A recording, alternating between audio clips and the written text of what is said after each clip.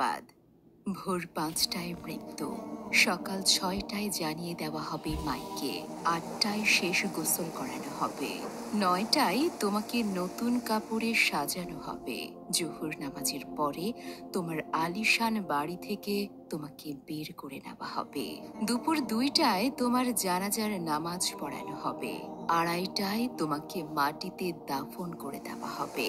মাটি দেওয়া শেষে কেউ তোমার জন্য দোয়া করবে, আর কেউ চলে আসবে।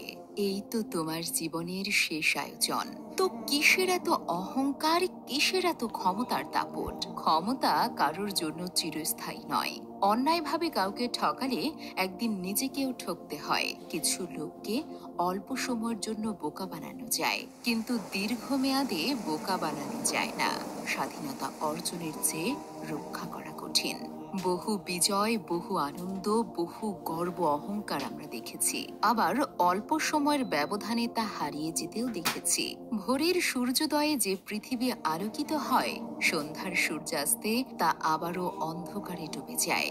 অসত্য দিয়ে সত্যকে বেশি দিন ঢেকে রাখা যায় না, সত্যই জিতে যায়, তবে একটু দেরিতে। প্রকৃতি বড়ই নির্মম। কবে, কখন, কোথায়, কার ওপর আঘাত হানে তা একমাত্র উপরওয়ালাই ভালো জানেন। শরীরে শক্তি আর ক্ষমতা আছে বলেই সব জায়গায় সেটা প্রয়োগ করতে যাবেন না। কখন যে কোথায় আটকে গিয়ে মাটির সাথে মিশে যাবেন তা আপনি নিজেও বুঝতে পারবেন না। অহংকার আর দাম্ভিকতা পতনের লক্ষণ। তাই অহংকারী না হয়ে সহনশীল হন।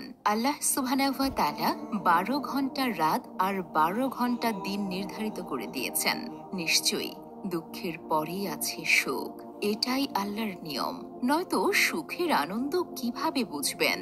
মনে রাখবেন, আপনার চেয়ে বড় বড় পালোয়ান, বড় বড় নেতা এই পৃথিবীতে পরিস্থিতির বেড়াজালে আটকে পড়ে ধ্বংস হয়ে গেছে। শক্তি, ক্ষমতা আর অহংকার কোনোটাই চিরস্থায়ী নয়। তাই আসুন সবার সাথে বিনয়ের সাথে কথা বলি। ছোট বড় কোনো ভেদাভেদ না করে সবাইকে ভালোবাসা দিয়ে কথা বলা উচিত। এটাই আপনাকে সম্মানের উচ্চতায় নিয়ে যেতে পারে। ক্ষমতা পছন্দের কারণ নয়, মহব্বতই পছন্দের কারণ। ক্ষমতা চিরস্থায়ী নয়, মহব্বত আর ভালোবাসা চিরস্থায়ী হয়। বেঁচে থাকার জন্য মানুষ হয়তো ক্ষমতাকে সমর্থন করে, কিন্তু সেই ক্ষমতাকে ভালোবাসে কয়জনে? ক্ষমতা, দল, মতের ঊর্ধ্বে আপনি বেঁচে থাকুন মানুষের মহব্বতের মানুষ হয়ে। ক্ষণস্থায়ী দুনিয়ায় কেউই চিরস্থায়ী নয়।